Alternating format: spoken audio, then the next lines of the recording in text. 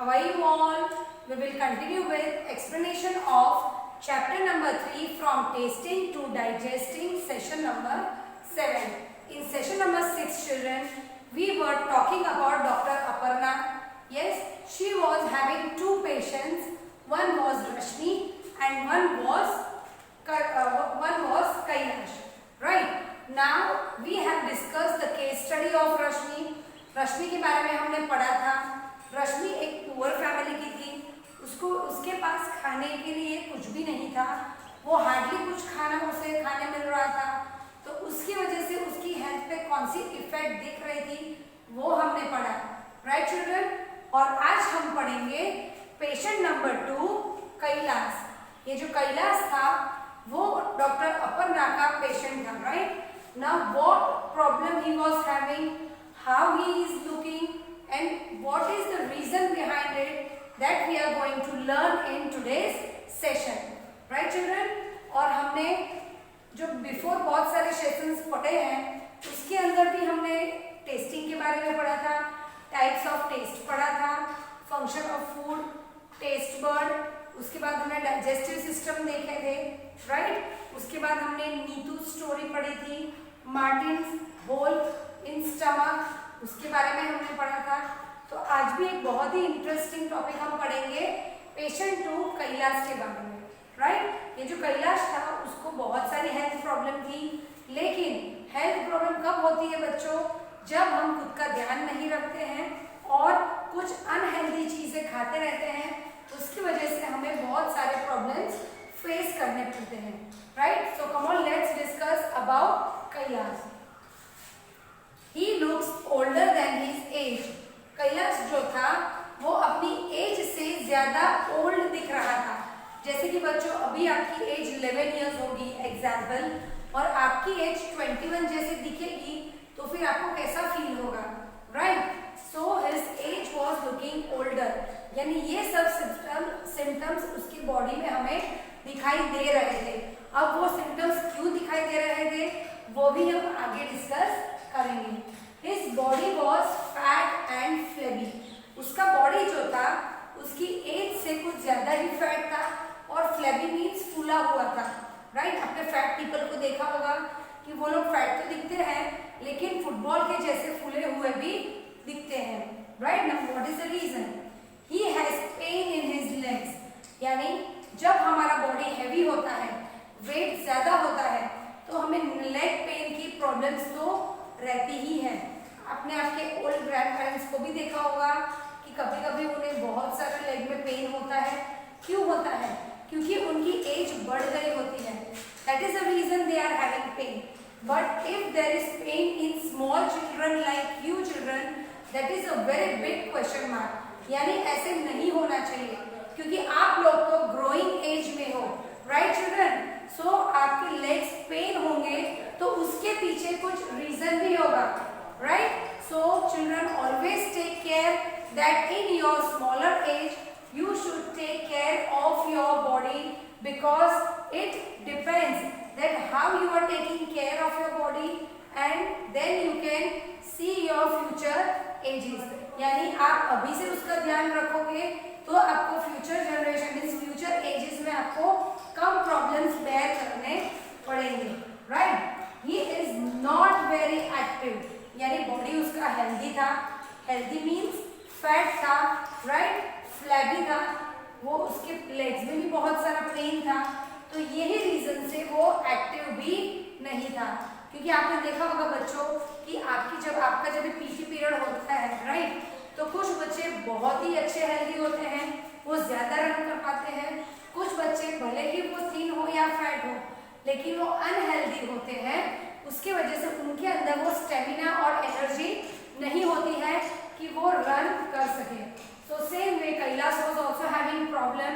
He was not active, यानी वो active नहीं था, बस एक फुटबॉल के जैसे एक जगह पे ही उसे बैठा रहना अच्छा लगता था। He goes to school by bus. अब उसके लेग्स में बहुत सारा पेन था। राइट? उसकी बॉडी फैट थी तो वो स्कूल बस में जा रहा था, पैदल नहीं जा रहा था। Right children? Now when we were small we used to go to school by walking. हम लोग जब पढ़ते थे बच्चों, तब हम लोग स्कूल वॉकिंग करके ही जाया करते थे। हमारी स्कूल भी बहुत दूर थी, तो भी हमारे पेरेंट्स हमें चलने के लिए बहुत ही इंसिस्ट करते थे, राइट। और आज हमारे पेरेंट्स हमें कितनी अच्छी हेल्प करते हैं, वो हमें बस में भेजते हैं, ऑटो में भेजते हैं। So our work and energy is reduce, यानी जो हमारी स्ट्रेंथ उसके पीछे लगने वाली है, जो एनर्जी लगने वाली है वो कम लगती है।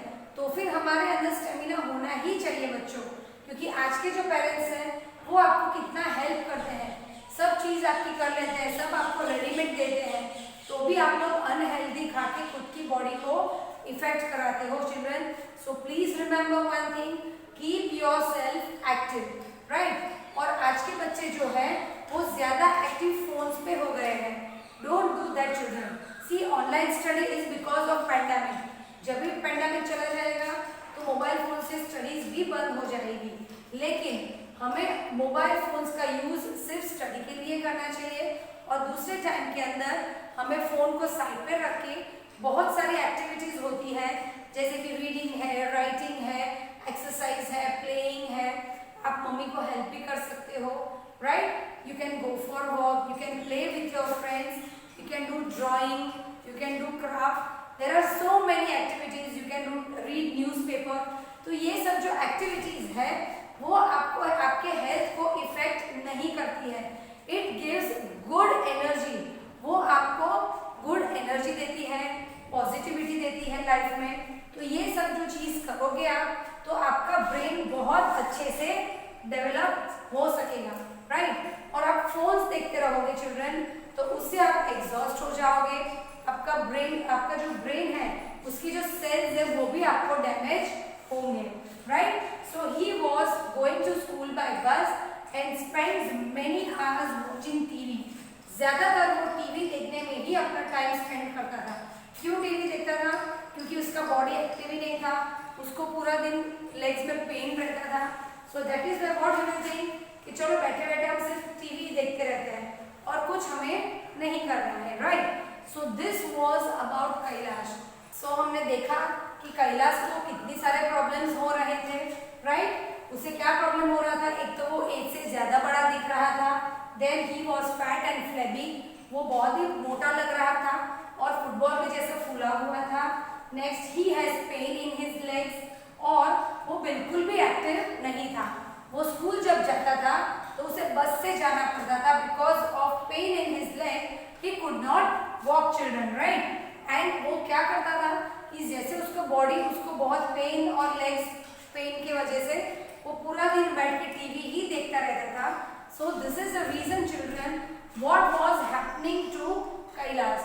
जब हम डॉक्टर के पास जाते हैं, तो वैसे कैलाश भी डॉक्टर अपर्णा के पास गए, तो उसने बताया कि मुझे ये सब प्रॉब्लम हो रहा है। तभी डॉक्टर अपर्णा ने सबसे पहले एक ही क्वेश्चन पूछा कि आप फूड क्या खाते हो, what are you eating. So he does not like to eat home food और like dal, rice, vegetables, roti. उसे ये सब खाना बिल्कुल भी पसंद नहीं था। उसकी मम्मी जो हेल्दी फूड बनाती थी उससे वो बिल्कुल भी नहीं खाता था। सो उसकी जगह पे वो क्या खाता था? The only thing you find is tasty food. उसे क्या अच्छा लगता था? टेस्टी फूड, जैसे कि chips, burger, pizza, soft drinks from market. उसे मार्केट की चीज ही अच्छी लगती थी, राइट चिल्ड्रन। अब मम्मी जो खाना बनाती है वो कितना हाइजीनिक होता है, वो कितना केयर करके बनाते हैं। जो मार्केट का फूड होता है उसके अंदर बहुत सारे बैक्टीरिया, जर्म्स और अनहेल्दी चीज होती है, राइट चिल्ड्रन। और मार्केट की हम चीजें खाने जाएंगे तो कितने सारे पैसे हमें लगते हैं, और उतने पैसे में ही हम घर के पूरे सारे लोग ये खाना घर का बना के खा सकते हैं। तो एक तो हम पैसा डबल ज्यादा देते हैं और उससे हमारी हेल्थ भी बिगड़ती है। सो children always remember that you should eat cooked food by your mother. Mummy जो खाना बनाती है उसे ही हमें खाना चाहिए। आज की जो मम्मीज है वो कितना केयर करती है आप लोगों को, सब चीज रेडीमेड देखती है, सब आपको खाने में भी अच्छी अच्छी चीजें बना के देती है। She can make all the things in the healthy form, right. So you should take care children that never eat market food, okay.